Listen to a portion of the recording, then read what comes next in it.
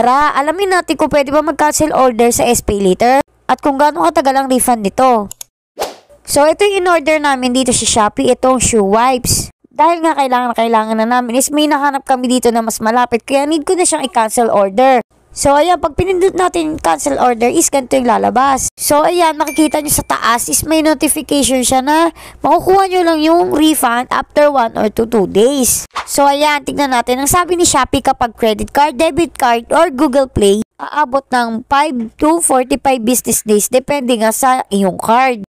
Pero kapag Shopee Pay, SPay Later, and other payment, kagaya ng online banking, remittance, over-the-counter, or link bank account, ay marerefund nyo na siya sa 1 to 2 days or pinakamatagal na ay 5 to 7 days. So, ito na nga, mabalik tayo. Yan, ito yung mga reason na kailangan. You need to change delivery address, o kaya hindi responsive si seller, or others, or change of mind. Tapos ayan, sinubmit ko na at mapapansin nyo dito is 215, nag-cancel ako, tapos 216 na, dumating na siya agad at na-refund na rin. Madali rin naman siya agad mare-refund at syempre, pagka-cancel kayo, dapat hindi pa siya na-ship kasi pag na-ship na yan, hindi na ninyo siya maika-cancel. Syempre, wag natin kaugalian mag-cancel kasi kawawa rin naman yung mga seller, kaya yun lang.